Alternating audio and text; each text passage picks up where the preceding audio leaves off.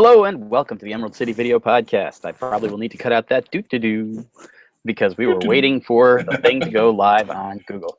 I'm Russell Burlingame. Here with me today is Zachary Roberts.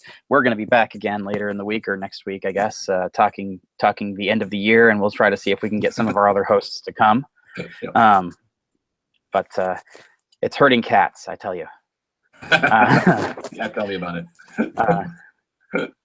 But our first episode was all about Josie and the Pussycats and Star Wars: The Force Awakens. And there is no new Josie and the Pussycats movie, and nobody but me has seen Riverdale yet. But there is a new Star Wars movie, which pretty much everybody in the universe has already seen. So seemed like a good time to talk about that a little bit. Yeah. And I guess we'll start. Zach, how did you feel about Rogue One? I liked it. I don't know if I liked it as much as everybody else liked it. But I mean, that's kind of always been for me, all the Star Wars films, since I turned 13. Like, I worshiped them as a kid. I had them on beta, had them on VHS, and then, and watched them endlessly, could quote them, but like somewhere in my teens kind of fell out of favor with them. And it was before the first three came out. The prequels. The prequels. Ugh. So it had nothing to do with that. Like, I think we probably talk about this all the time. Like, it's like how one film can ruin another film. That can happen, but I usually am pretty good about not allowing, like Indiana Jones 4, which I know we deny its existence. Yeah, 4. Even though I had a very interesting conversation with a couple other comic book people when I was in Dublin. And they defended 4. It was very weird. I was just like, I'm too drunk to really have like a real conversation right now. There's just too much Irish whiskey in me. Were they big Shia LaBeouf fans, or? No, I was just like, I had a really bad ability to kind of like pull together an argument of why it was bad. It's just one of those things where I'm like a refrigerator, aliens? Like, he was like, yeah. I'm like, what's going on? Anyway, he's a good person. I feel like weird defense of a film that you'd actually be like, I kind of feel like that's one of those movies that, like, at this point, it's just so generally accepted to be bad. Yeah. That we're going to start seeing pushback from people who are just like, no, but it's really a classic. I'm waiting for the think pieces of all the people who need to, how usually they're like in defense of. There's at least one for Hudson Hawk, and then there's a rebuttal. If I remember correctly, there's like, no, Hudson Hawk really was that bad. It's like, seriously? Like, I don't even think that people defending that film are like. They have that for Josie and the Pussycats, man. Yes. They have because there's so many articles on the internet that basically echo our first podcast, where it's like, oh, it's this like weird, kooky, anti-capitalist, like, underrated masterpiece. Yeah. You have a lot of people, not a lot, but I've seen a couple of people online who like take a very hard, like, no, that movie's terrible because it's all about separating yourself from corporate music. But those girls didn't actually sing. There were musicians who weren't credited because they were singing underneath Rachel Lee Cook. And like straight out, like, proletariat argument that Josie and the Pussycats is actually consumer garbage masquerading as anti-capitalist. And you're just like, oh my God, this is a conversation we're having. God bless the internet. It's why I miss film school, though. That's the sort of conversation you used to have. Yeah. Like, my arguments against why I hated Tim Burton when I was in school. And there was anyway, we are so way off topic. We're not even like didn't even touch on topic. I don't even know how I got here. Where am I? Indiana Jones. That's my whole thing, and I think it was the first thing I said after we left the theater was, I was expecting a darker film. Especially based on the first trailer, which I know that from the first trailer, which I like super excited about. Like, like actually genuinely excited about, even as opposed to when Force Awakens came out, which I was like, I'm excited. Obviously, I'm excited. It looks good. Yeah. It got rid of Jar Jar. It got rid of, it looks like it's going back to it. And I love that film. Like, I watch it all the time still. And this one I will buy right when it comes out. I'll probably buy the Blu-ray thing or whatever. I mean, but the thing is like people, like so many of my friends too, that usually have the very similar opinion on kind of this type of film. This is better. This is the best one ever. And like, oh, it's so much darker. It's so much better. I'm like, I thought that some of the original, at least parts of the originals, were darker than this. And I'm not even, just the way, the feeling, the overall like hopelessness of a lot of the first ones. Like this one, it seemed that they were, okay, so obviously spoilers. Right. I always, even though I think we're entering the world at the time where everyone's probably seen it, but still spoilers, obviously. Even the point when they're dying they're all dying at the end. They're all very smiley, and I'm just like, I don't know. I mean, that end sequence was fantastic. It definitely was the best part of the film. But still, like, I don't know. I mean, I think part of that. Yeah, go ahead. I think part of that was, most obviously with the gay monk, but I think we the decided idea was he's gay now. I read something that like they were a couple, but he wasn't. They weren't a couple. Like the director was like, you can decide what they are. It's your own thing. And I'm like, do we really have to like throw sexuality on every single goddamn character? Like, not that I want to be this person usually we yell at, but I'm like, no, at this point, like now, like. They're Star Wars characters. Like, the only reason I've decided he's a gay monk is because when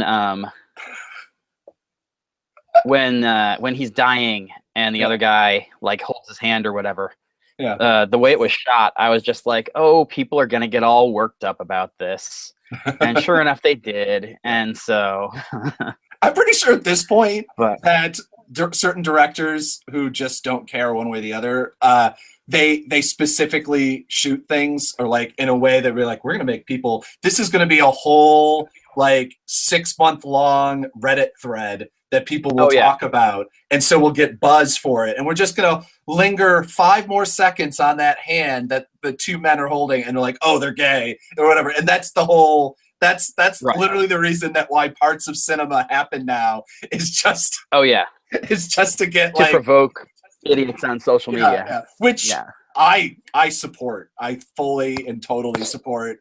I would, if there's a way that some way you could be like, well, maybe he's a transgender, bisexual, cis. No, he wouldn't be cis. I don't know.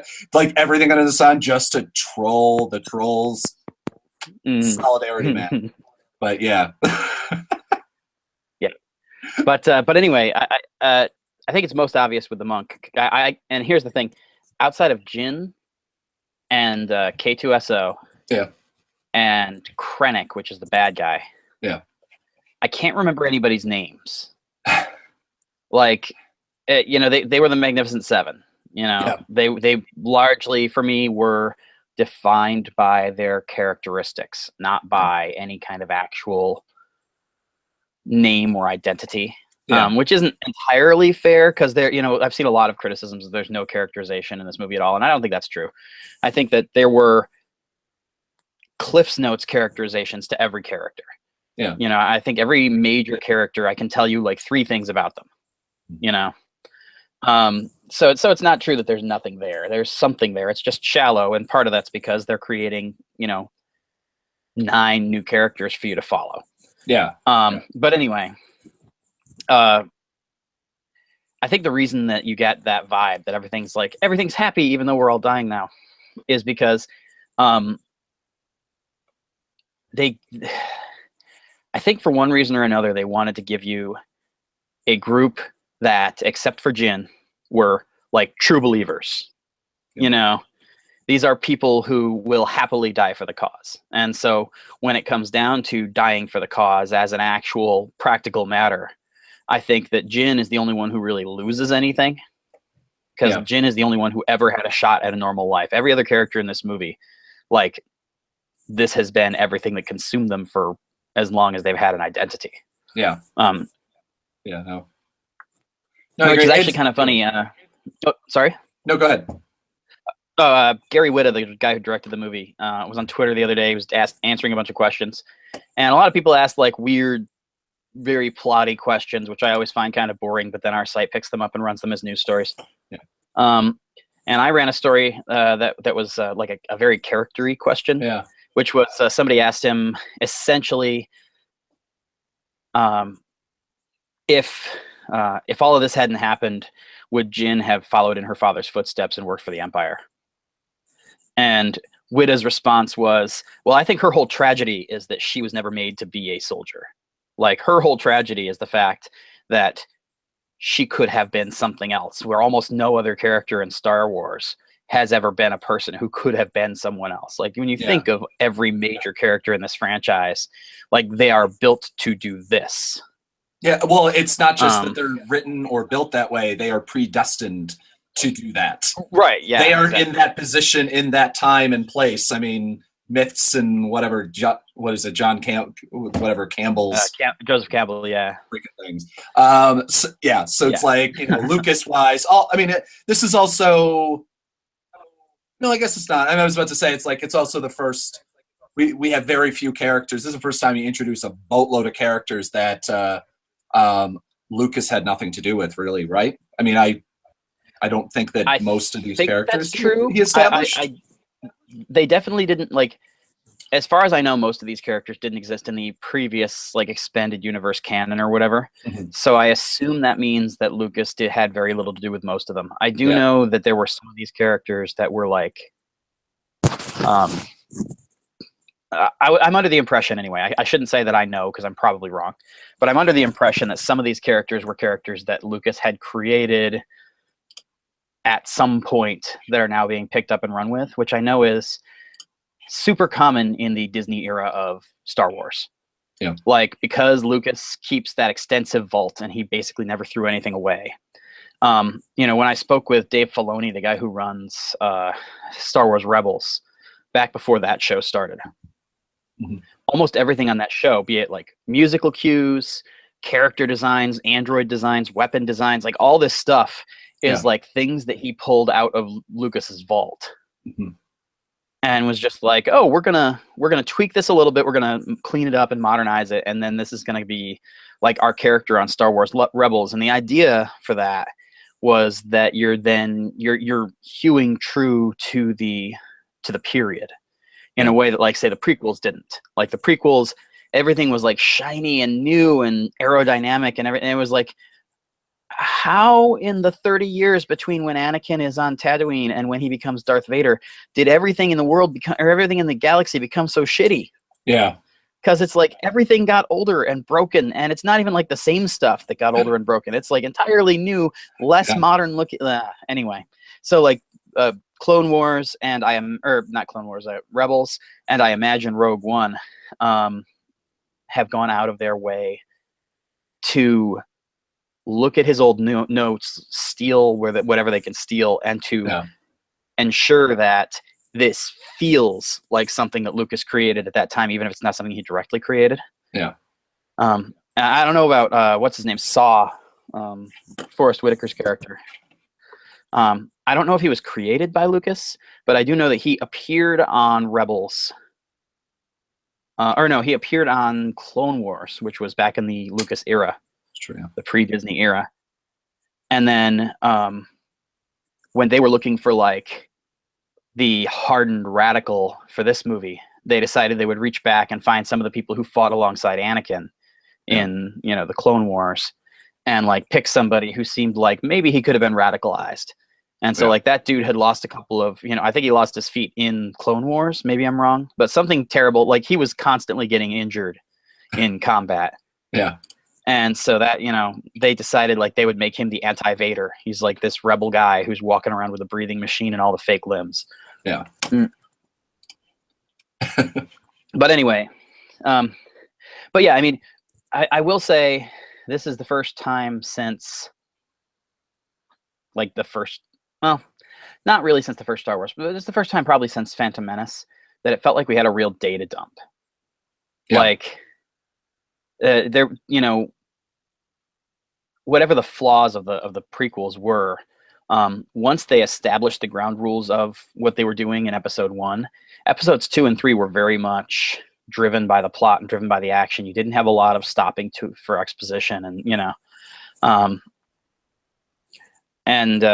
that's why you can get these things like the fan theory that Obi-Wan was secretly having an affair with her for all those years, because there's no dialogue to refute it, because nobody talks about what happened between movies. Yeah. But this is the first time since episode 1 that I felt like, holy crap, there's just a whole lot of people standing around telling us stuff. Yeah, like they did it because I read very little about it or saw anything other than the trailers before I went to see it. Kind of definitely on purpose, right? Obviously, but that was a complaint, is that there was a lot of just kind of standing around talking, and I think that they were, at least, obviously they were standing around talking, but at least they were like moving places. Like it's like standing on one of the one of the crafts that they were going somewhere, and which I like. It's also like. They introduced a lot of kind of background of the Empire that, it's a very, I'm sure Kevin Smith was just giddy the entire time because of the amount of like the fact that they have slaves, the fact that there's this like work camp, is a huge thing. Like, I really wish, the political science major in me was like, no, we need to spend some time here and like look at this. And this is the that's the, especially considering this is a film that, yes, Force Awakens, you dealt with more. They're more of a they're rebellion, but they're not Al Qaeda. They're I don't know, the big splinter group, or they're just another bunch of nation states that haven't joined the other one. They're like, just like they're Texas or something like that. It's like, it's not. That's kind of how it's always been presented when you think about it. Like, per the prequels, they're the government in exile. They're Taiwan, and so like. So they should be expecting a call from Donald Trump anytime now. But but I mean, per the prequels, they're a government in exile. We didn't really get that sense so much, I don't think, in Star Wars, which is what everybody now calls New Hope. I still call it Star Wars because I'm miserable that way. But so we didn't really get that sense in Star Wars, I don't think, but by the time Empire came around, I definitely remember having kind of a clear sense that that was their role. They were a government in exile, and that there were essentially two governments both claiming to be, legitimate. Yeah. And I mean, certainly the terminology was all there in the first movie, and maybe I just never really noticed it until after the prequels came out, and so it changed my point of view. But at any rate, you're right. Like, this is the first time we're really seeing, like, it's a very kind of guerrilla insurgency in Rogue One. Like, it's definitely like the idea of a rebellion is much more tangible here. And again, I will cop to the fact that I've seen very, very little of Star Wars Rebels. Yeah.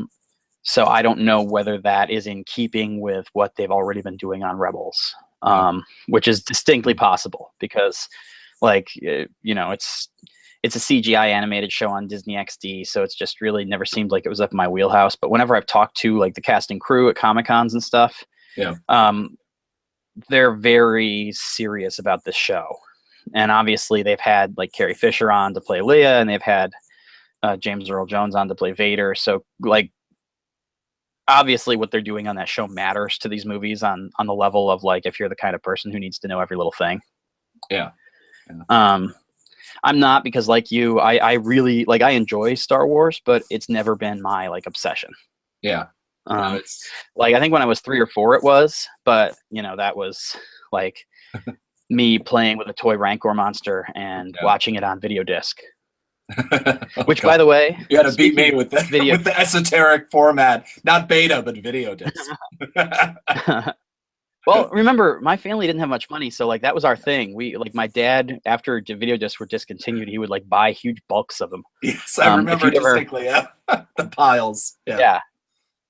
Yeah, actually, if you had ever seen my house in Phoenix before we started like hanging out, before we knew each other, he actually, when he bought out this one store, they just like put the shelf on the back of a pickup truck and drove it to my house. And so like for the longest time, there was a straight up CED rack in my living room. And at one time there was some guy who was on drugs broke in thinking that it was his ex-girlfriend's house. And my parents had been fighting, and so my mom was sleeping like on the couch or something.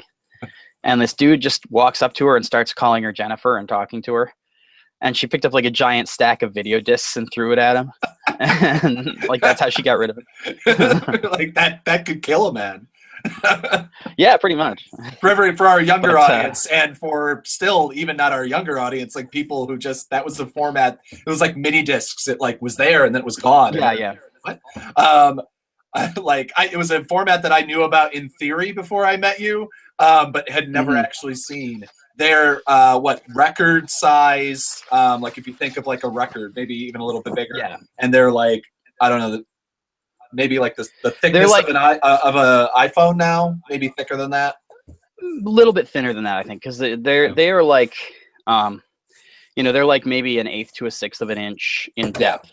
And what it was there's a square plastic case, and at the end of the case there's like these teeth that get squeezed in, and like a platter that sticks inside of the case. So when you put it into when you slide it into the player, you'll hear it click, and then you remove the case, and the actual content will stay inside.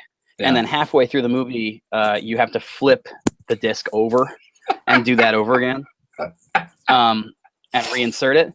And I actually, it's weird, like outside of my house, I don't think I knew anybody except for like my grandparents who owned these things, and probably my grandparents, if I asked them, only had it because my dad was so committed to the format. I remember them being used in like elementary and middle school. Maybe not middle even, probably just elementary. Yeah. But like I remember being like, a young kid, and like when I was a teenager and in my early 20s, and when we worked at the video store, like I would talk about video discs with people, and like a common response that I would get was, "Are those things we used to use in school that you had to flip over halfway through?" Like, yeah. But yeah, I actually it doesn't exist anymore. But it's at some point in my life, and God knows where it is now, I had the Star Wars video disc, which I remember was like a purplish blue. The actual case, they were usually white, it was like a purplish blue color. And so it was one of those things. It was easy to find the Star Wars movie because there's only like maybe 5 to 10% of them that were anything other than white. So if you saw like the blue one or the red one, you knew exactly what that movie was. Yeah. But anyway, I had at one point the Star Wars video disc signed by Kenny Baker, the guy who plays R2-D2. Oh wow. And this was like when I was a teenager, so at that point they weren't charging $20 a signature like they do now. Yeah. And it's just one of those wacky things where you're just like, yeah, I'm sure probably if you search that on eBay, I'm sure somebody is selling, because it's Star Wars, those video discs for some totally unreasonable sum of money. Because after all, that's an early home video release, and so therefore it's unaltered by the whim of George Lucas. But I don't remember how we got into video discs. Yeah, something about Rogue One. Yeah. Oh, actually, they're not too bad. It's it's only $12. Nice. Yeah. So I remembered what my point was with the video discs. Yes. And it's actually super germane. It's not even esoteric at all. I mean, the rant was, but yeah. You probably didn't get the same thing that I did because you didn't have them in proximity to you so much. But when that data tape is being extracted by the like automatic hand, the motion, the sound, it was a video disc. Like that's what it was, that like the click and the zhuzh. Oh, like, during literally when you pulled, yeah. You mean during the film, in the third Rogue. act? Yeah. When they were taking out the plans for which I think I actually leaned over and I was like, this is the most ridiculous data system you could possibly have. Yeah, oh yeah. I mean, it was like, I was expecting, at least when they're like going to look for the plans and they're like, well, we have to go to this physical location. And I know the technology is like super weird. It's, it's Blade Runner, whatever. It's the weird sci-fi. Well, everything's kind of data, it's like, it's kind of modern, but it's also like some weird twist on what we would have had during the 70s or something. Exactly. Spaceships, but for some reason we can't figure out the internet. Like, which, okay. But I thought when they were going there, and I'm like, oh, well, they're physically going to get some plans. Like there's going to be a thing, because they don't really talk about like what the format is or whatever, which is why when they get there and there's like this, what are those machines? It's like a claw machine. Yeah, exactly. There's like weird claw machine that they can't even, it's not even like punch in the number, like, oh, A14, like a fucking vending machine. They literally physically have to go up. The thing lights up. They have to go up. It's one of those like, did they like create this whole setup? No, they don't have to physically go up until. Oh no! I mean the machine. Oh, the machine. Yeah. Physically do it. It's not like they punch it in and then the automated system goes, then gets it. No, they with like two levers, and it seems moderately complicated because Diego Luna or Cassian is looking. It's like trying to figure it out. Like it seems to be problematic. Yeah, but I just thought that they were going to go get like physical plans, because I was like, wait, can't they? I was kind of surprised that they couldn't, hack something. I mean, I know but it seems like that would have saved them. Obviously, they wouldn't have had to go through the shield and do all this whole thing. Which, by the way, Spaceballs. Oh yes, like Spaceballs. Like there's this. So there's this again. If you haven't watched the film and you're still listening to this, which is for some reason listening to us, which if you're listening to us, I'm kind of surprised anyway. But especially this far in after a 10-minute rant on Indiana Jones and then on video discs and I had Indiana Jones on video disc. But there's this thing that there's a protective shield around, force field around the planet, so they can't get in. Is it around the whole planet or just like a bubble? I think it was around the whole planet, right? No, it was definitely around the whole planet, because if there was a backdoor in, they would have. Oh no, I mean it wasn't a dome. It wasn't a dome like. Oh no! It was definitely, it was like a bubble, and there was one access point. Basically, if you've seen DC Comics, the Time Sphere that Booster, Gold, and Rip Hunter move around in, it's basically a glass sphere, and there's one door, and the door, depending on who draws it, is either square or round. In this case, let's say for the sake of argument, the door is round, and that's basically what you're looking at.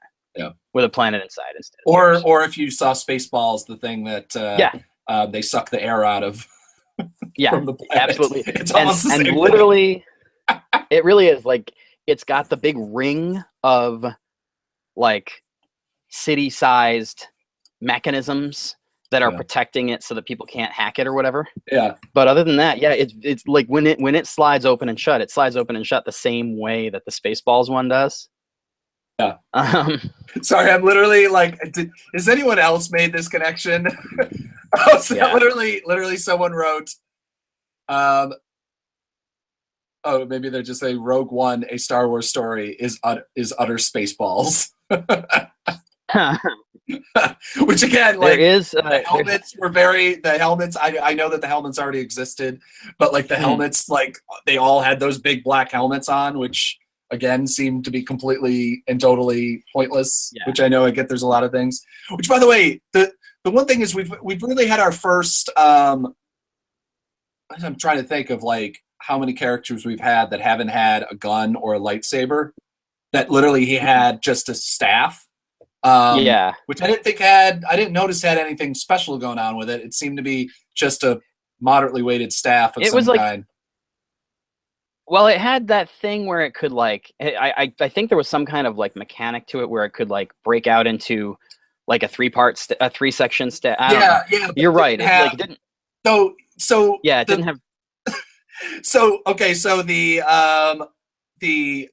for some reason the armor The blind that's monk. no, I'm saying the armor that stormtroopers wear don't protect against laser shots or whatever. They don't protect against lightsabers. And now we've discovered they don't protect against wooden staffs. So what? Yeah. What exactly is the point of this? Like, That's a good question.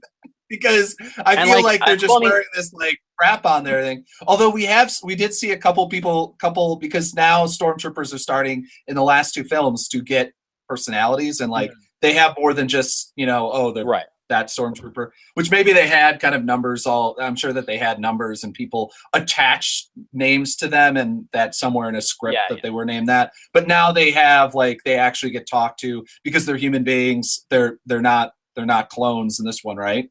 Right, as far as I know. Which goes to a point that, think about that when we get back on the fact that they're terrorists, the fact that these guys are essentially the Al Qaeda of the empire, and not any intention. I'm just saying their tactics and everything like that. But so we literally have there's absolutely no point for them to wear these things, which I know has always been like the big joke, or the half of the big joke. They couldn't hit anything, and then also, but it's kind of fascinating. It's actually one of those things where that, if you think about it, there's already precedent for that going all the way back to like the earliest bits of the first movie, though, because like Chewbacca, who had no weapon, was able to just like knock a bunch of them out. And you're sitting here going like, okay, if I grab you and slam your heads together, it shouldn't knock you out. The Ewoks, basically everything. That's actually the precedent. Yeah, they could just throw a rock at them or something like that. And I feel like though that at least was maybe a little bit more aggressive. But I mean, I don't know. I mean, obviously, that led to humor, and I'm happy somebody made the point. It's like, thank goodness they brought back another martial arts person, because the only kind of saving grace of the entire prequels was Darth Maul. Like, that was really, he was the only kind of interesting addition to the entire world. And now we have a guy who's basically has the same, it's basically the same exact thing. He's got a double, a staff, which, had a lightsaber with 2 ends before and everything like that. So, I mean, that sadly everyone's dead, but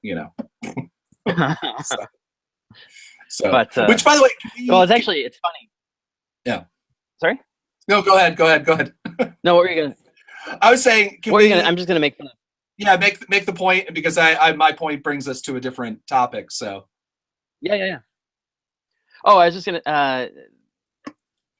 One of the things about everybody being dead, I knew that going in, because the New York Times was trying to be super cutesy about because they'd been asked to protect the spoiler that everybody dies, and when you go to press screenings, generally part of the condition of going and seeing the movie early and possibly getting access to talent and things is that you don't that there are conditions attached to that screening that might not be attached to if you just go to a midnight screening at your theater.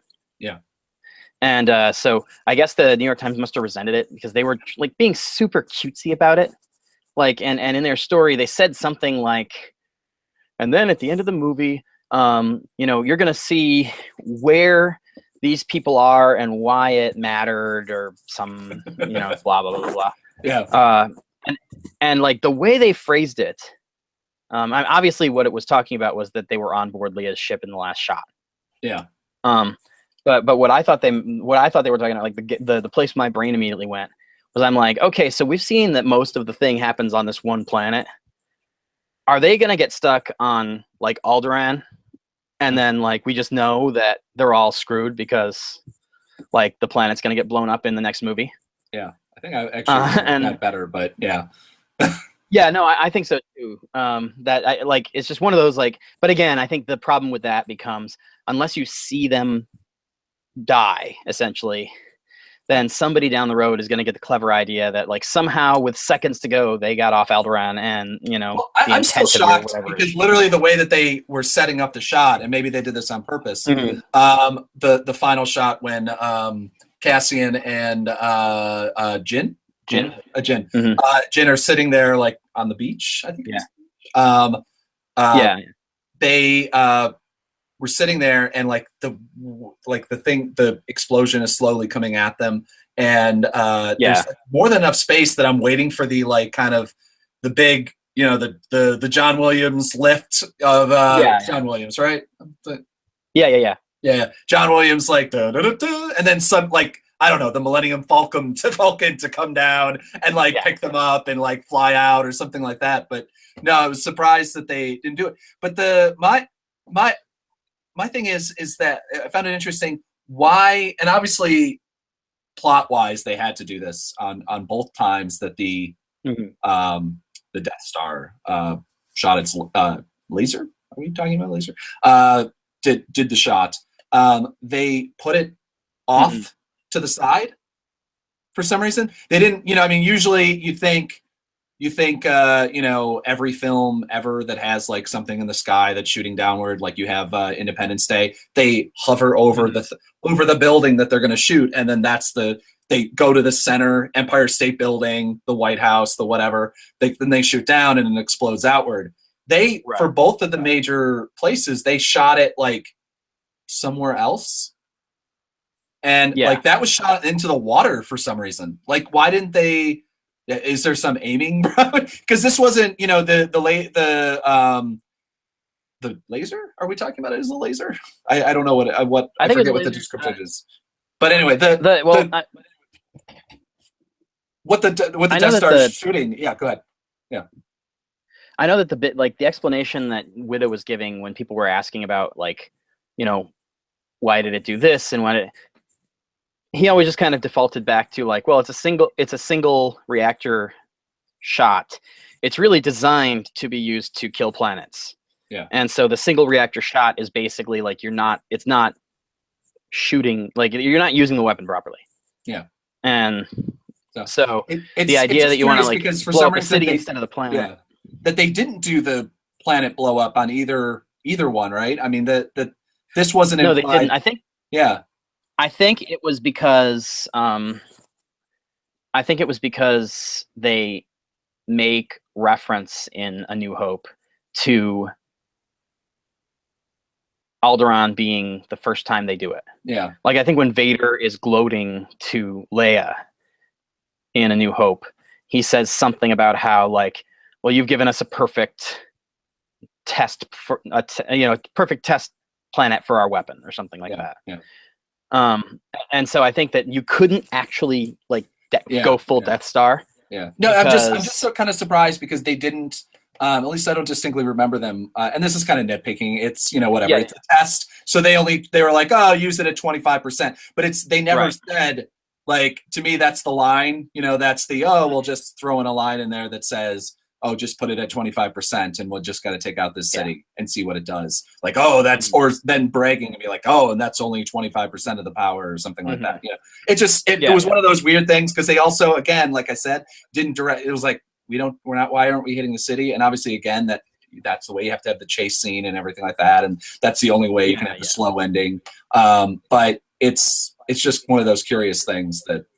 Yeah, I don't remember whether I think in the first one they targeted the temple, and so I think that one hit its target, and then like everybody had already left the temple by then because that's where the first skirmish with the stormtroopers happened in the tank. Yeah. Okay. Yeah. And the city was taken. So I think I'm not sure what. I think you're right. I think for some reason they shot it into the water on the second one, and I'm not sure why they would have done that. But I do think that in the first one, it wasn't near our heroes, but our heroes weren't the target. Yeah.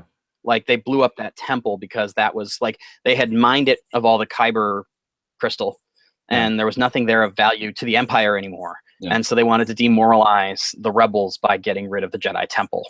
Yeah.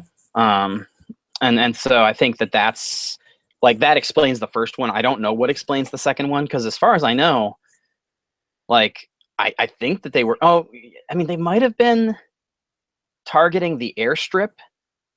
Like they might have been targeting their own base, because they knew that's where the rebels flew into. I mean, I don't know. I mean, whatever. Yeah. It's just one of those. It's like it's such a weird thing, but whatever. It's I also think Star Wars. I also think that the editing in I think that the editing in the third act, like the reworking that they did to punch up the ending. Yeah.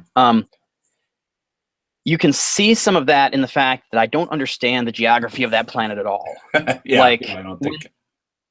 When they land and you see the map, you're like, holy shit, this is like a 3 days journey to the tower so that you can go do this. And then like they're just there a minute later. Yeah. Yeah. And you're like, okay, like how did they get through this whole city and this whole this whole Empire occupied territory without any question? Like, there was no fighting along the way. There's no, and I feel like, just because of some context clues and some of the stuff from the trailers that didn't make it into the movie, I feel like there was a different story there that didn't happen anymore.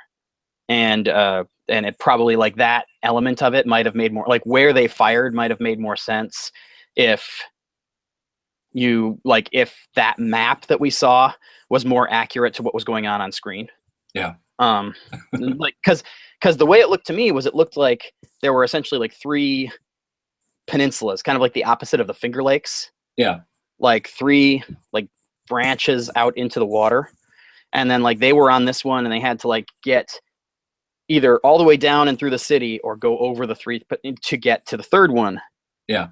And so if that were the case, and then they bombed where Rogue One landed, then it would still blow the wave of destruction through the water and past the beach, because, but I mean, it's again, like, it's kind of like what we were talking about with Force Awakens. A lot of what we're talking here is like very nitpicky, because there were some plot issues and there was some weak characterization, but overall the movie's very well made.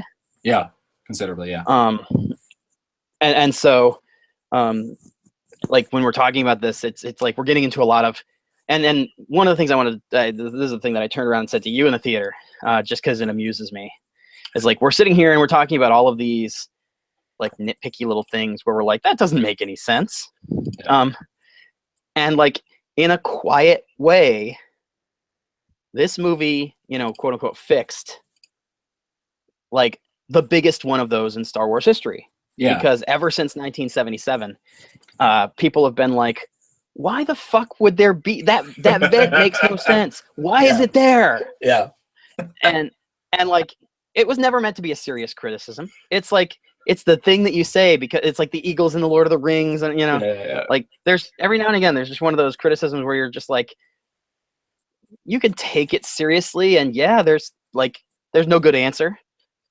But like, it's not really meant to be taken seriously because it's a joke criticism. It's not actually a weakness of the film. Yeah. But as a result of Rogue One, we now know why that vent was there and why Luke Skywalker was able to destroy the Death Star. Like, literally, it was a designed-in flaw. Yeah. By basically by an irate engineer who didn't think that he was being listened to. Yeah. And so it's this great thing where you're just like, okay, I doff my cap at Gary Whitta for deciding that he's going to create a major plot point around like an internet joke. Yeah. I'm still waiting. I'm waiting for the next film where they do an entire thing on talking about all of the just daily laborers that worked on the Death Star and like dealing with the Empire having to pay out like pensions and stuff like that to their families after they die. Like, just that would be fantastic. Just like an administrative. Oh, actually, no shit. They already did that. They did that. The 2 hour long. I forget which one of the prequels it was, where they're like, and Senate ruling 742 for like 45 minutes, and you're like, this is going on still. Like. And it's still like a 2 hour. It was still like a 2 hour and 15 minute long film, and it's not like, well, they're just doing filler here, right? Like, Which is, by the way, like, so anyway, let's not go up completely off track as I do that. But like, I really genuinely love the way that they portrayed the rebellion, like a rebellion in this film. And not just a rebellion, but like kind of the lengths at which people have gone. Like the fact, like the first three films that came out, the original trilogy. Like in most of these films, especially sci-fi kind of films, there's this really big kind of glossing over of what one needs to do for rebellions and revolutions and stuff like that. And I think that, like as a person who's, used to be a poli-sci major, I've hung out with my fair share of, revolutionaries and socialists and stuff like that, college revolutionaries and college socialists and stuff like that. And that like, they think that there's this massive, there's this sexiness to it. And honestly, usually the only people who are really honest about it are the Stalinists, who I've had threaten my life because I'm a journalist before. Yeah. So they'd be like, "Oh, in my world, if we won the revolution, you'd be dead." And I'm like, "Oh, well, that's good."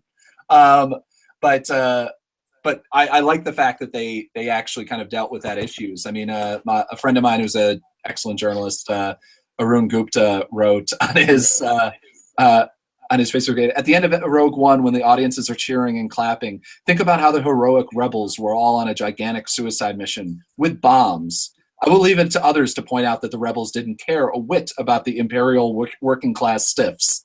No wonder Darth had so much support for Mega, as in make the Empire great again. Which again, he's saying this in tongue in cheek, by the way. Like he's not uber serious about the working class stiffs of the, but that said, that's become like this weird right wing meme now because the thing I will say though about you saying that you want to see in one of these movies where they discuss that, I can't find it at the moment on YouTube. I'll see if it's in my the bonus features that I have on my digital copy of the prequels. I want to say it's in episode 1.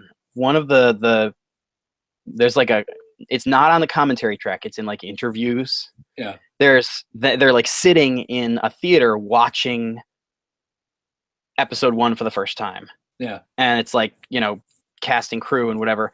And like, there's a beat where George Lucas is like talking to some random person about Kevin Smith, like where George Lucas is talking about Jay and Silent. He doesn't know Kevin Smith's name. He calls him Jay and Silent Bob, but where he's talking about Jay and Silent Bob and the Death Star contractors. Yeah. And I can't remember what he says, but it's just one of those things where you're just like, oh my God, George Lucas is like talking about the Clerks thing, like on an officially released Star Wars DVD. Like, yeah. That's awesome. So it's never happened on screen, but it definitely is on one of those DVDs, and you're just like, okay, well, that pretty much is. Like, I guarantee Kevin Smith saw that the first time, and he's like, what the fuck? Probably hyperventilated for a little bit, and oh, bear, yeah, but it's interesting because it's starting to, again, one of the things the last that Force Awakens did was it added some humanity to the stormtroopers, that they're not only now are we seeing like a whole swath of different types of stormtroopers, and they're not just guys in white helmets, which is anyway, right. Sorry, just the Syrian argument right now going on. Yeah, but they're not just guys in the the white armor and everything like that, and they're not even they're not even clones. They all have personalities. They're all human beings, and as we've discovered, some of them are just basically orphans that were pushed into the rebellion or stolen from homes or whatever, which obviously has its own interesting kind of who is the rebellion in this. Who is it the Empire that really is actually kind of the evil, the Empire? Is this the Lord's Resistance Army from in Congo, and that they're running the place, except they've succeeded, or is this or they Stalin in 1950, so it's interesting because it's like they're killing them, and you're starting to hear different voices, and you're starting to hear more personalities, I think, coming from the stormtroopers, and kind of, you know, you're also seeing, at least now, obviously this is, you know, before it gets, you know, a little bit dark, you know, more of just the Darth Vader kind of storyline, but you're also really starting to, I really enjoyed, I thought it's disappointing, obviously, that he's dead. Like everybody, I mean, everybody in the film as well is also, like, the actors are fantastic. Yeah. But Ben Mendelsohn,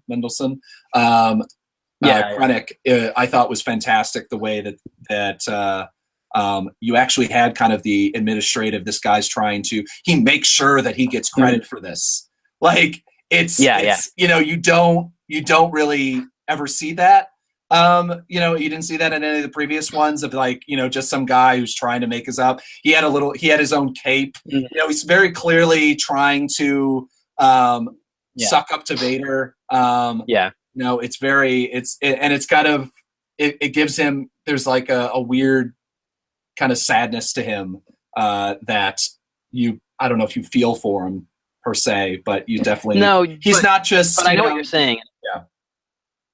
And it's a through line that runs through the whole film, if you really think about it, because, like, he's this dude who got promoted to beyond his level of expertise and found himself in this position where he was just screwed. Yeah. And, like, really, that's why the whole movie happens. That's because he got to he basically got promoted on the back of his friend's work. And then when his friend deserted, it was like, I'm going to get killed because I can't reproduce this work without him. So now I have to make my friend the bad guy, and we have to go chase him, because that's the way that I get promoted instead of killed. Yeah. And, you know, and so it's this weird through line that you can draw through his whole career of, like, he probably should have been, like, middle management. But he got, like, way too much, like, power and authority at this young age when he didn't know what the hell to do. And then from that point on, it just became trying not to crash the bus for the rest of his life. Like, but I mean, I think he also had this, like, really big ambition. It wasn't just trying to, you know, keep above water. It was the fact that he, like, dared to make sure to mention to Darth Vader that, you know, I mean, that's kind of nuts to me, you know. That you would, that's a very, very ballsy statement, and a certain person who has definitely desperation. Because I mean, worst case scenario is that the other guy gets the credit and gets to take over the Death Star management, and then he just ends up being a cog, you know, like a lower thing. It's not like Darth is gonna, like, throw him out of into space or some shit like that. It's just he's, you know, he's just going to be middle management back again. So it's kind of, I like the fact that, like, the characters, you know, I mean, like, you could actually see almost every character that gets more than 1 minute of speaking time in this film kind of have their own, like, I wouldn't mind seeing a split off film of almost any of these characters. Like, I still would love to see, I would love to see, and I'm sure that they won't do it, unfortunately, but, you know, I'd love to see Cassian's, like, actual storyline. Like, to me, like, I know there's always these like fake news stories about, oh, Netflix signs a deal with, you know, Marvel to do a Star Wars thing, which, you know, I'd actually love. And to me, this would be the great, you know, like, it's too bad that we just meet Jyn, like, she gets in with the rebels at the start of this film, and clearly there's no time gaps. I mean, like, this whole film is, like, what has got to be, like, tops a week or something like that. You know, so, well, other than the opening, and then the flash, but once you get past the opening credits, and everybody gets together, then it's that. I'd love to see, like, the, you know, the rebellion, you know, just the daily kind of trog of fighting it. You know, it's almost like I would love to see, like, again, this is it's very Firefly. Which I don't think that there's like any coincidences, or they meant to do that. No.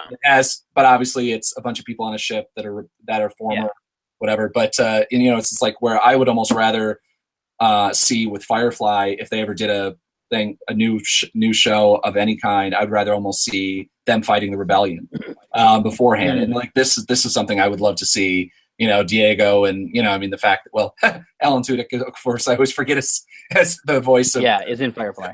Yeah. And he has the second season of Con Men on Vimeo right now, by the way. That's true.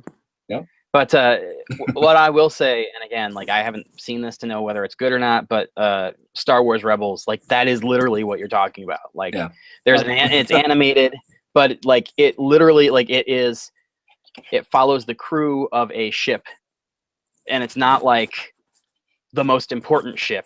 It's just like a ship in the rebellion, and it's like, basically, if it's basically a TV show that follows the Millennium Falcon if it weren't the Millennium Falcon, if it were just like a ragtag group of people thrown together for the cause. So, and certainly there's a possibility because of the location of Rebels in the timeline.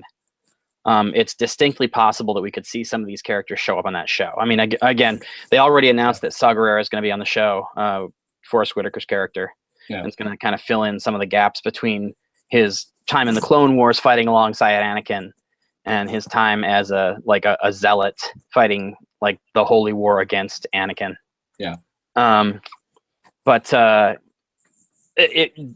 my understanding is that Rebels like takes place basically 3 years before Rogue One. It seems that some of it's now, I guess now it's lining up potentially with the same timeline, with the same time specifically. At least this is what I'm reading on a couple different things. That it wouldn't surprise me. I mean, because they mention a handful of characters, or at least one character in Rogue One that is just in Rebels alone. So that's interesting. But, the general. You mean the?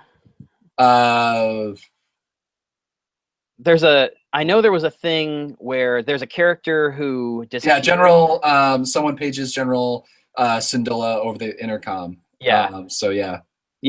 Apparently her deal is that she is missing, presumed dead right now on the TV show. And so that was a big thing for fans of the show, because like the implication that she becomes general, which she was not at the time of her disappearance / death, means that she survives.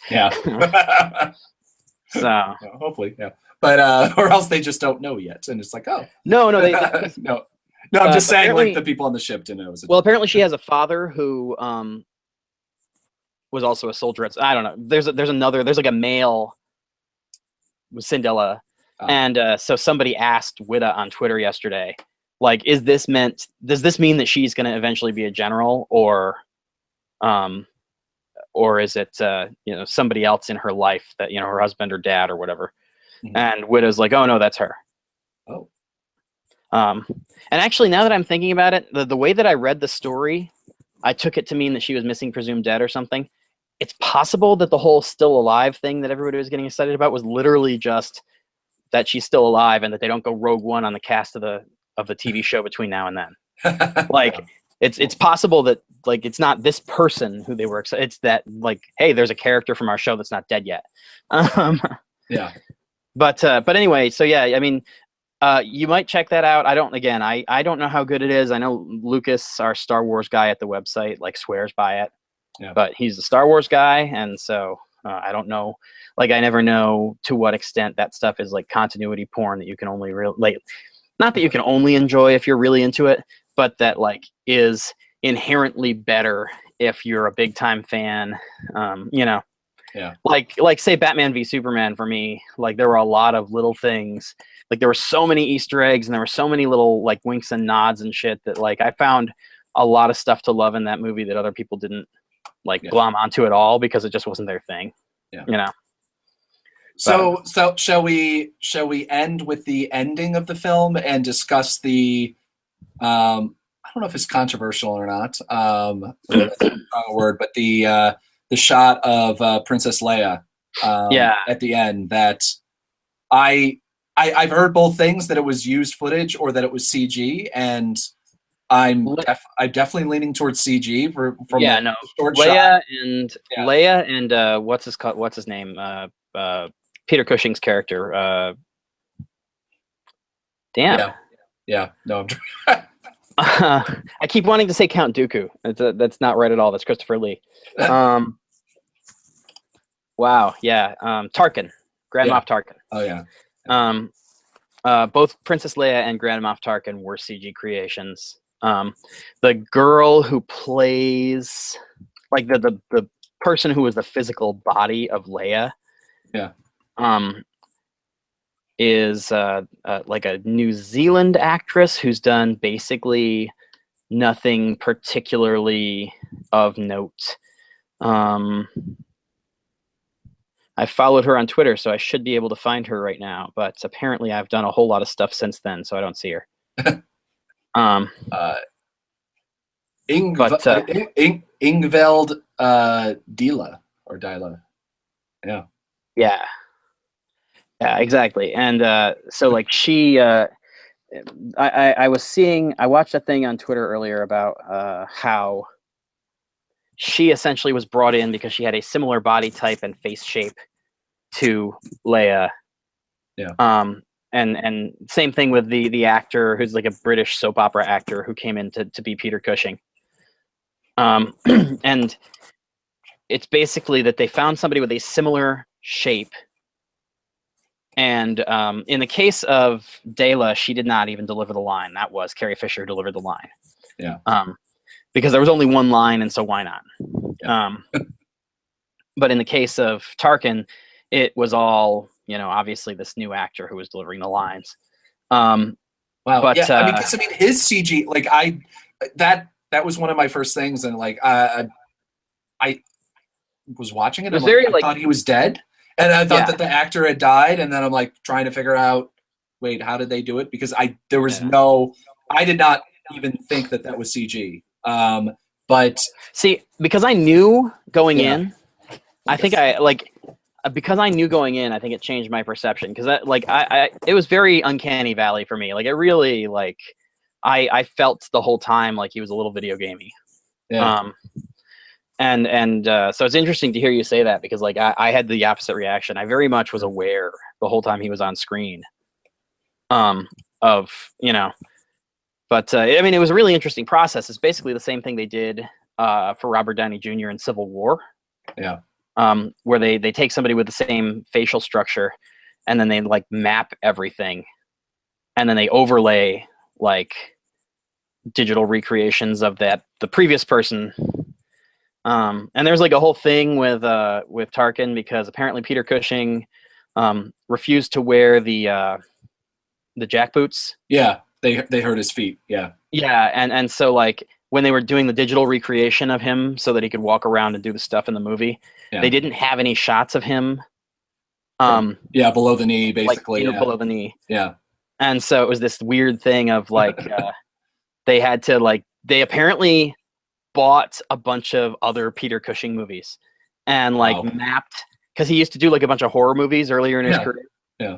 And so they bought and mapped, like he was in some like swashbuckler movie, and so he had similar boots and a similar kind of, and they just like were like, okay, well, yeah, we're just gonna rent this movie and use it to like map out our character. It's amazing. But yeah, I mean, it was a really interesting kind of process, and I'll try to see if I can find the YouTube video I was watching about it.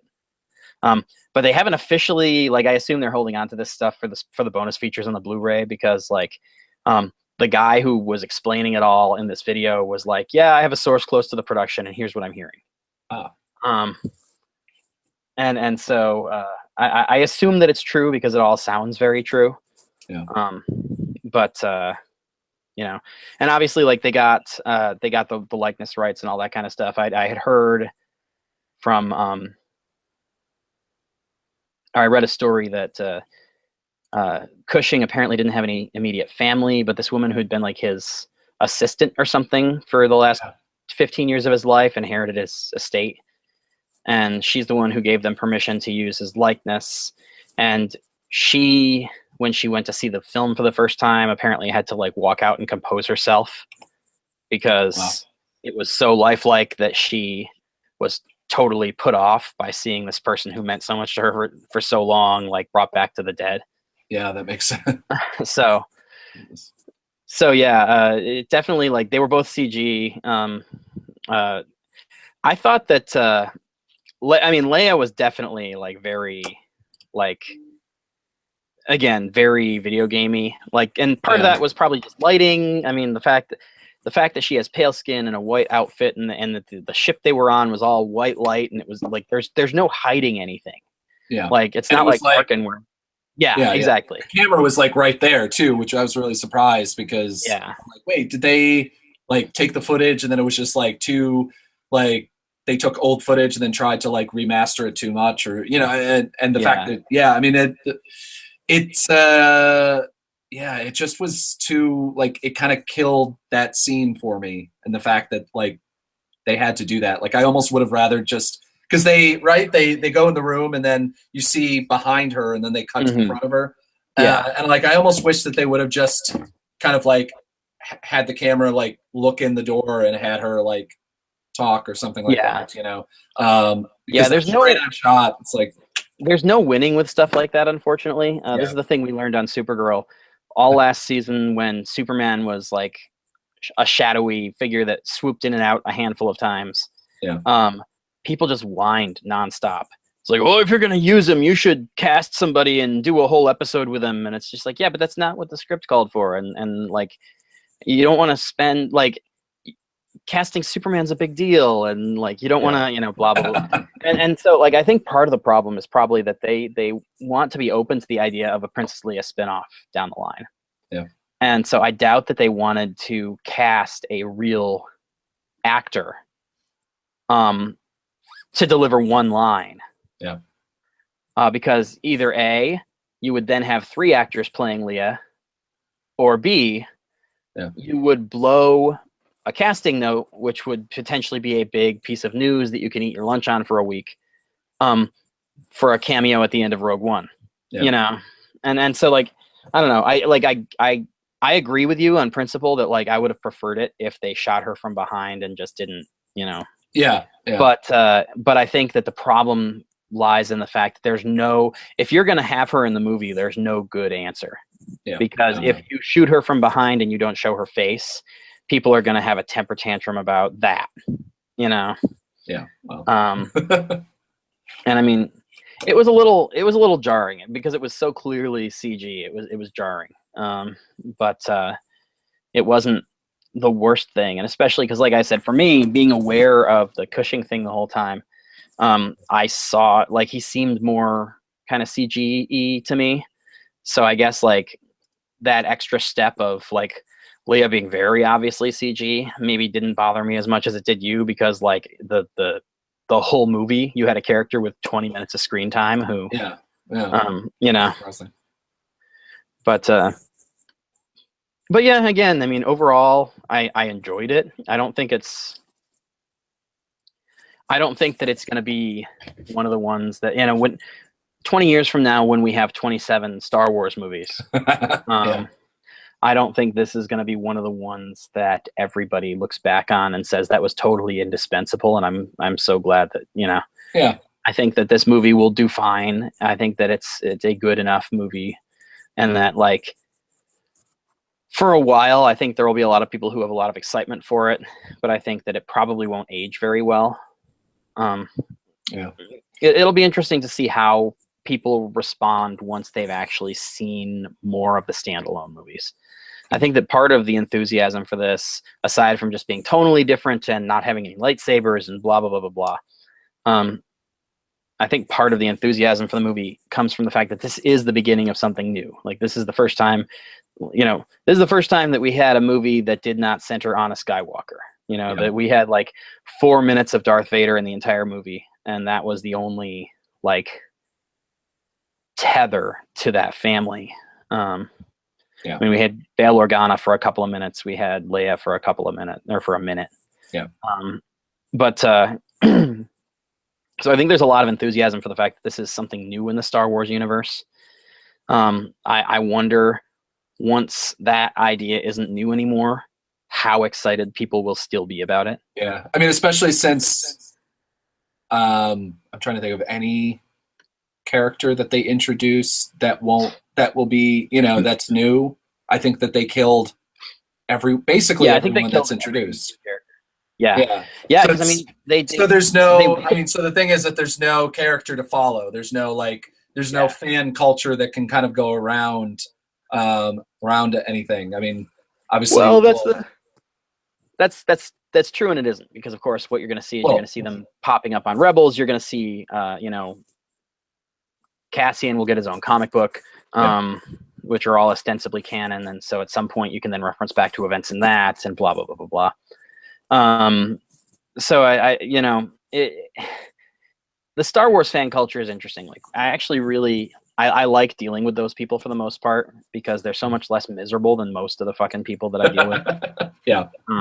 No, I definitely get that. I mean, and so, like, to me, like, I don't begrudge anybody being like, oh man, this movie's fucking fantastic the day that, or the week that it comes out. Yeah. You know, I do think that we'll see how it holds up, because if you look back at the news reports from 1999, people coming out of the movie theater when Episode 1 came out were like, oh my God, this is a life-changing event, and this is a great movie, and it's going to, you know. Yeah. And now that movie is a punchline for 75-80% of the fan base. Yeah. So. But I don't think that this movie will ever be like that, because again, I think that, like, just from a technical perspective, I feel like the film is well put together. Almost certainly, yeah. It's such a better. I mean, they've been playing the prequels on kind of loop on, I forget which channel it was, but and I've been watching them. It's just like, wow, they just are like bad on almost every level, like shockingly bad filmmaking. Yeah. You know, even however you feel about George Lucas, he at least was a competent filmmaker. You know, from American, everything, you know. And those films, you just go, I don't know what happened. Like, where are they? Like, you wrote it with a joke for again, and Kevin Smith joke, wasn't it? It was like, what, he just wrote it over a weekend and then, you know, pretended that you know, I mean, like, that's how those films come off, you know. And in the Clerks cartoon, God, and I think there's an element of truth to that. Yeah, it was from the Clerks cartoon when they're putting him on trial. Randall's like lobbing all those things at him, and one of them was, "Isn't it true that you wrote these over a weekend and kept telling everybody they've been done for years?" Yeah. Damn it. Should have asked. Should try to gotten Kevin as a guest on this episode. I know that's my that'll be the brass ring for this podcast is if we can eventually get Kevin Smith to come on, and because like so many people who worked at our video shop were obsessed with Kevin Smith at that time. And like, you know, even to the extent that like now I still really dig his stuff and I like him as a personality and all that, but I'm not like, Kevin Smith doesn't like define my entire like film experience the way that he did when we were 20. Yeah, well, 2 or whatever. Kind of for most people. So. Well, yeah. Although, but, I did see Yoga Hosers, and I thoroughly enjoyed it. I usually don't enjoy those kind of like, you know, gross out comedy horror type films. I just don't usually like. I'm not a huge sci-fi, you know, as in the channel films. You know, Sharknado never really got anything for me, and that's very much along those lines of like ridiculousness. And I loved it, you know, but. And Kevin's daughter is a much better actress than Johnny Depp's daughter. So at least in my opinion. True. Yeah. I will say and actually this is just, you know, because we're talking about Kevin Smith, and in the time since the last time we actually fucking recorded a podcast, I got to watch him direct. That's true. Which you already know, but anybody listening to this wouldn't. Because I haven't bragged about that nearly as much as you would think. Like, I like mentioned it on Twitter the day of, and Kevin Smith retweeted me, and I'm like, okay, my job's done. Yeah, I got the retweet. Yeah. But yeah, like when I went, I did a set visit because for anybody, I guarantee there's nobody listening to this who does not know what I do for a living. But just on the off chance that at some point somebody's listening to this who doesn't know who we are, beyond people who used to work at a video store. I'm a staff writer for comicbook.com, and I cover primarily television and comic books. I do very little feature film coverage anymore, but I went on a set visit to basically everything that the CW makes. Like because they shoot everything in the same couple of lots, instead of doing like a set visit here and a set visit there over the course of the year, they save money and aggravation and all kinds of stuff by bringing us down there for like a week and having us just plow through 10 set visits in 8 days. Yeah. And so I was visiting a whole bunch of different TV shows that I cover for work, and one of them was Supergirl. And at the time, Kevin Smith was there. He was directing Supergirl Lives, which is the name of his episode, which is, if you know, it was named for Superman Lives, which is the name of the script that Kevin Smith wrote in 1999 that never got made for the Tim Burton Nicolas Cage Superman movie. Yeah. And then later on, Tim Burton said publicly that he would never read anything written by Kevin Smith, and led to all kinds of jokes, because you're like, wait, yeah, he wrote a script for your movie. But I love anyway, the idea, by the way, that there's an alternative universe somewhere where that film was made. Yeah, like there's a whatever some bizarro universe where that. It was the standard setter for making Mehcad Brooks James Olsen, because in that movie Jimmy Olsen was going to be Chris Rock. Oh my god! Yeah, it was going to be Nicolas Cage as Superman. Chris Rock was going to be Jimmy Olsen, and Lois Lane was going to be Cameron Diaz. That literally, the year that film would have come out, that literally would be the most thing of that year. Like, what was it, 90? Oh yeah. 96? Yeah, well, 99 was when I read the script. Oh, okay. Probably it was 97 when he wrote it. Yeah, I downloaded it off, like, Drew's Scriptorama at one point. That's how I read it. Yeah. It's literally it's literally the most mid-90s film ever made in the history of time. It would have been that, with especially Tim Burton and Kevin Smith. Tim Burton, Kevin Smith, that cast, a giant robot spider, some polar bears. But if you don't know what I'm talking about, you gotta check out the An Evening with Kevin Smith stand-up comedy special. You can get it on digital platforms. But Kevin Smith has a great 40-minute rant about the reason that movie didn't get made, or one of the many reasons that movie didn't get made. But yeah, so anyway, when I was up in Vancouver and I was there for Supergirl Lives, Smith couldn't do an interview with us because they were behind schedule on filming. But what he did do, which is not entirely unheard of, but super uncommon and not something that we ever do on these set visits, is he brought all of us into Catco. And we basically stood in somebody's cubby, and or their what do you call the cubicle? The canvas walls, cubicle. Yeah, we stood in somebody's cubicle out of the shot of the camera, and watched them shoot a couple of scenes with Kara and James Olsen and Snapper Carr, and so that was a ton of fun, getting to watch Kevin Smith work and talking to people on set about how weird his directing style is, and how they all dug it, but it was he had music playing in Video Village, so that whenever they weren't rolling, Video Village was not quiet. It was constantly playing 80s pop power ballads to get people's energy up, and just Kevin Smith running around shouting encouragement at people at the top of his lungs pretty much nonstop. So that's awesome. So that was pretty cool, and as we're wrapping up this tangent-laden episode of the Emerald City Video Podcast, and as we're talking about Kevin Smith, I felt that it was worth mentioning for anybody who's listening who did not know.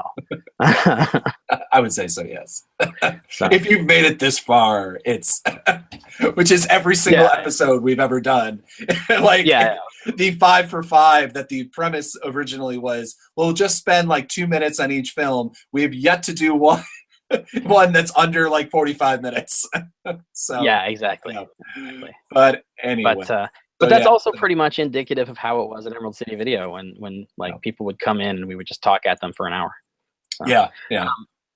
Speaking of which, two of the people that have recently liked the podcast's Facebook page, and so hopefully we'll be listening to this and haven't. Hopefully they will have gone back and listened to something previous anyway. But if they haven't, this will be their first episode. Steve Alexander, who used to work with us at Emerald City Video, I don't know if he ever worked with you or not. He worked there before I worked there, because I remember standing around talking to him about Kevin Smith, like when I was a customer and he was behind the counter. And that's what made me think of it. And then there was another woman, I cannot for the life of me remember her name, but she, used to work with us. Casey Duggan.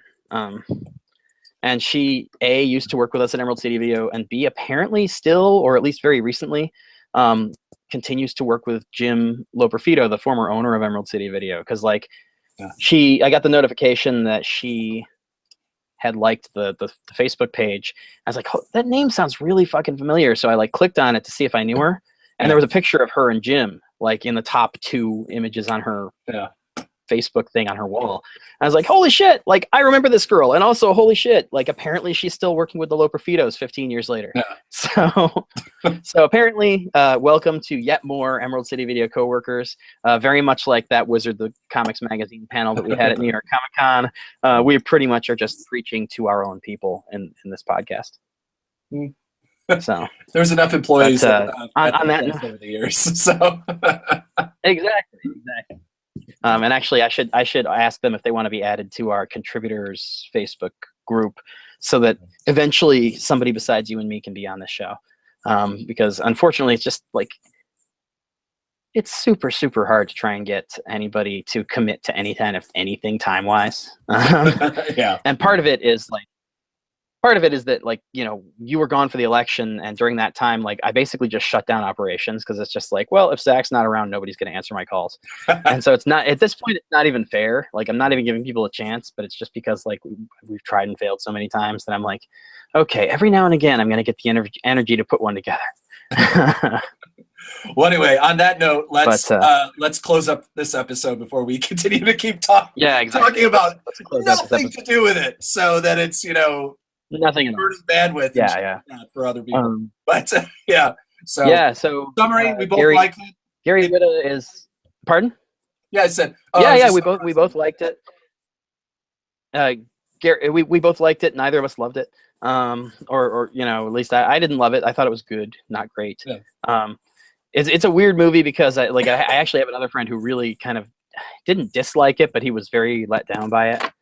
And I was kind of like, he was posting on Facebook about how, like, everybody was upset with him for not liking it an appropriate amount.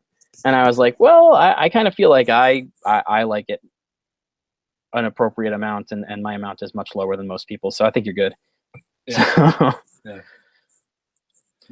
All right. Well, we'll close up. Thank you all for listening for whoever's still listening to this, to the Emerald City Video podcast. And like I said, check back next week. We're going to do a year in review kind of thing. It promises to be much longer. All right. Have a good night. Oh, I'm sure. Yeah. We're gonna have to like set up a bell someplace that just goes off. When we're just breaking into, like, we'll talk about like January through March, do it in quarters. Yeah. Just be like, well, in January this film came out and it was terrible because 2016. Yeah, man. Anyway. Yeah, there's like 8 movies that were good. Yeah. So, all right. Have a good night. Stay tuned. Good night.